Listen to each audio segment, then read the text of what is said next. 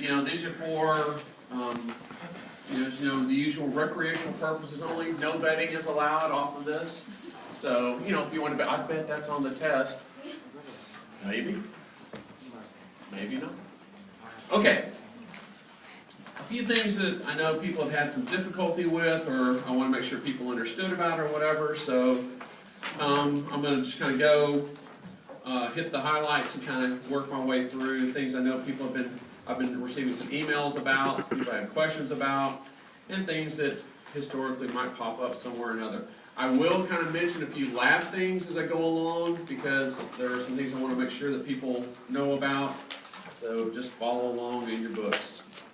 Okay, making sure that you understand, we've used the sternal angle a few times as reference points, so you understand it's where the manubrium and the body of the sternum articulate with each other. You're going to understand that the manubrium is an articulation point for both clavicle, first rib, and a portion of the second rib. The rest of the second rib articulates with the body.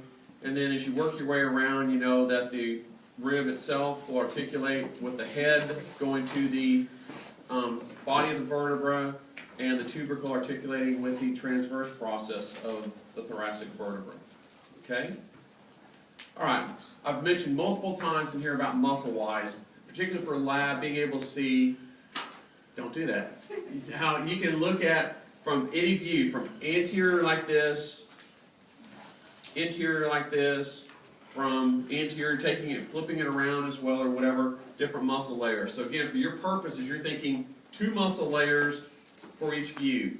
You're thinking from the outside that you can see external more laterally, internal closer to the midline. Everybody should know at this point that in the midline there's an external intercostal membrane, then it becomes external intercostal muscle. When you dig through the membrane reveal, you'll see the internal intercostal muscle. It goes all the way around and becomes membrane posteriorly. So those 2 muscles from this view. Alright. Come back and mention about that in just a minute.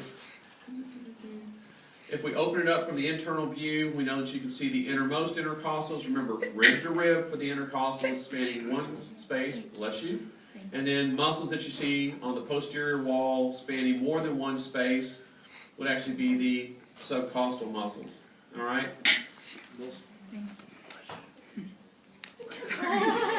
Are you done? It has to be more than once. I understand. And then if you take the anterior portion of the rib cage, flip it over, and look at it from this view, innermost intercostal, transverse thoracic. Alright? So muscle-wise, that should get everybody. Should not be a problem. What did you say there? Did you say innermost or? I'm sorry, I did. I apologize. Internal, you guys got to keep me on track. Internal and transverse. I'm just seeing if you guys are awake or paying any attention or not. Okay. I'm going to mention about the internal thoracic. I can do it now, I guess. You're going to make sure that you know that the internal thoracic artery is going to give blood supply by the anterior intercostal arteries to the intercostal spaces on the anterior side. You all should know that the posterior intercostals will come off from the aorta itself. The only other thing I want to mention is when you're thinking intercostal spaces, you're going to remember, you can't see it, but we'll see it later, that there'll be the costal cervical trunk will give off a branch. The supreme intercostal artery will come off of it and go to the first intercostal space. Don't worry about if it's anterior or posterior, just think supreme intercostal going to the first intercostal space. Okay? So the aorta is supplying either the posterior intercostals, internal thoracic supplying anterior intercostals, and then the exception is costal cervical trunk, supreme intercostal going to the first intercostal space. Anything else I think of relative to this stuff? No. Dr. Spears? Sir? Do we need to know the superior intercostal arteries differing from the supreme, or that's for veins? Moving along. For that question that was on the quiz, the Yes. right answer is the brachius cephalic. Yes, moving along, okay? Take that hint for what it's worth. Moving along, okay? It's not on the test. blood supply, okay? What I would focus more on in this exam is arterial supply. We always make a big deal about arterial supply out of this exam period. It's the part that's important for you guys to understand about. There are a few veins that I'll mention and talk about as well, but it's arterial supply that will be the big thing. It's tracing blood supply to whatever structure. So we've already talked about intercostal spaces or whatever. You're going to remember that in the thorax, I talked about how the intercostal arteries come off. And remember, for venous return here, and I'm not mentioning superior or superior, for venous return, remember, it's just a difference between right side versus left side. So you can think of how almost all of the intercostal veins will drain in directly into the azygos vein. And then on the left side, it's a difference between the T8 split level, right? So below T8, it's going into the hemiazygos vein, and then it goes into the azygos. Above the T8 level, it will drain into the accessory hemiazygos, and then that itself will drain over into the azygos vein. Azygos itself is going to go up and go directly into the superior vena cava. I think everybody at this point knows the superior vena cava is formed by right and left brachiocephalic veins. Brachiocephalic is formed by the internal jugular and subclavians. The only other thing I want to point out, I may have a better slide later, but while I've got it here, and basically while things kind of like kick into my noggin, you can think of, the only other thing I would point out is when you're thinking left side structure, you're thinking about for this union how something could kind of come from below, loop from behind, and go right up into this junction of the where the brachiocephalic begins, and that being the thoracic duct. So some little thing is sitting there going right into the union of those two veins. Think thoracic duct. That's more of a lab thing than it is a lecture thing. I mean, lecture you got to know where it drains into, but I have no idea if it'll be on the practical, but just be aware. If you see something draining into those two structures, especially if it comes from below, goes right up into it, thoracic duct. Okay?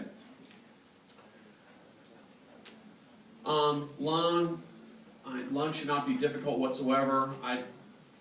If you get a Loeb or Fisher tag, consider yourself lucky and just answer that one, move on to the next thing.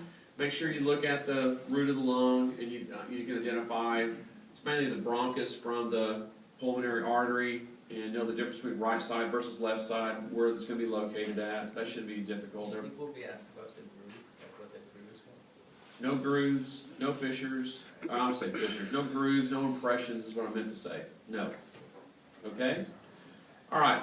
I've made the point multiple times, I think everybody remembers, but you know, for the vagus nerves, they travel posterior to the root of the lung. The phrenic nerve travels anterior to the root of the lung. Okay? So, just pointing that out again. I would know what in the thorax, let's say, the difference between parasympathetic and sympathetic innervation of structures. What a group. I'm kidding. So you know that in Dr. Hutchins' lecture, he emphasized, I knew who it was, you don't have to be embarrassed, it's obvious. In Dr. Hutchins' lecture, he made a big deal about whether parasympathetics or sympathetics constrict or dilate structures. So whether it was like bronchial constriction dilation, blood vessel, make sure you understand autonomics, what they do. So if you lesion sympathetic trunk, you know, what's going to happen to, you know, the bronchus or the blood vessels. If you do something to the vagus nerve, what's it going to do to dilation, to constriction, that kind of stuff. So make sure you remember about that. I'll mention our good friend the sympathetic trunk and the splanchnics in just a minute, but that was what that part was for. Okay, let's keep going on blood supply. I'll do it again in just a moment. We do the heart. Everybody's going to remember, if I started from the heart itself, then worked our way out. First thing coming off the heart, everyone knows coronary arteries, right? Okay, so great.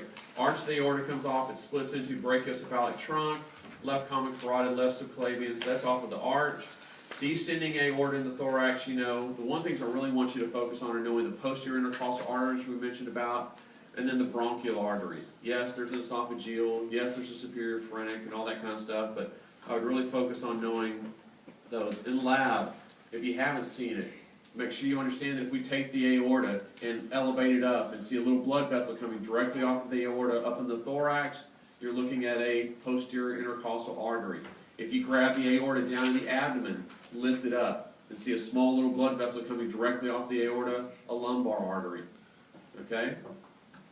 I don't think a lot of people have seen, especially the lumbars, and that's what the heck they were. So make sure you know about that. I'll go more into abdominal aorta in just a minute, okay? If you were to tag like the descending aorta with the thoracic aorta, be the same thing on, like in the thoracic area. Are you saying just identifying aorta? Right, no, I'm saying like the descending, what's the difference between descending aorta and If you thoracic said aorta? descending aorta, you said thoracic aorta, if you said abdominal aorta below, I'd be a happy guy. Okay. I'd probably be upset with the faculty member for just tagging aorta. But, you know, you gotta have a few freebies in there, so, you know, okay. If you just say aorta, it's okay, all right? And I know as far as like the portions of the aorta, you know, we always try and tell people, be as specific as possible. So you never hurt yourself by saying ascending, arch, descending. But it's kind of hard for me to count something wrong as aorta when it's aorta, okay? Oh, I'll say it, it's a prompt. One thing I gotta stress now, and I'll say it again tomorrow when we take the practical or whatever, is remember there's a lot of structures that are right or left things. Okay, so if you're giving you right something, left something, make sure you put it that way. Recurrent laryngeal nerves. You know, until we want to see right recurrent, left recurrent.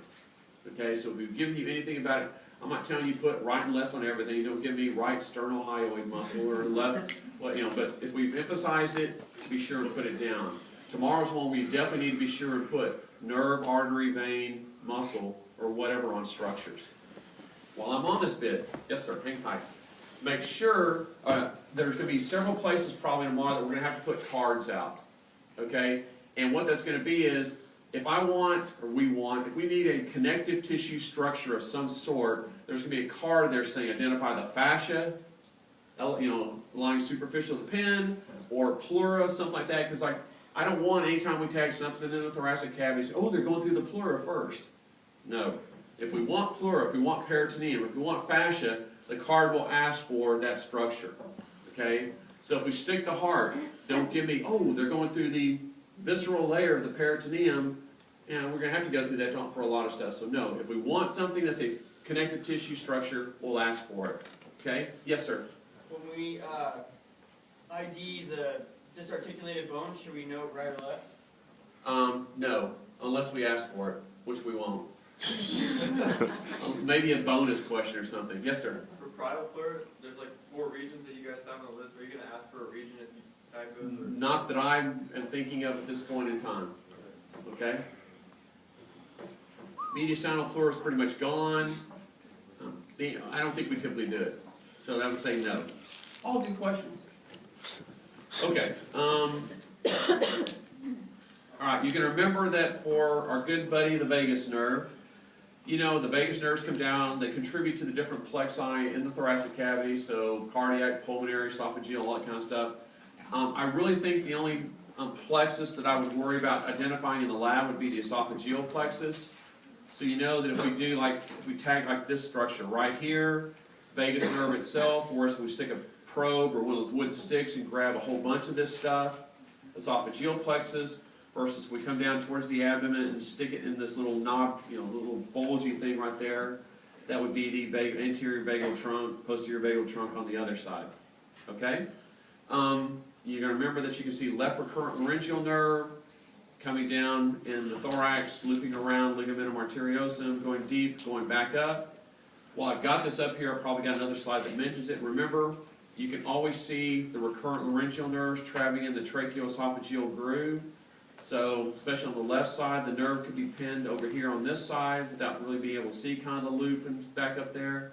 But its location would be the dead giveaway for what it was. Right side, you can typically see the continuation from where it came off the subclavian, follow it back around. But if it's in the tracheoesophageal groove, it can't be sympathetic trunk, which is medial. It's got to be recurrent laryngeal nerve. That's one of those landmarks for knowing what it is. Okay? Yes, sir? If you tag the cervical ganglion, would you be able to, will you show us all 3 of them? That's a great question. The answer is essentially not necessarily, because you can't, I mean, I know there are some cadavers where you can see 2. There might be 1 or 2 in there that you can see all 3.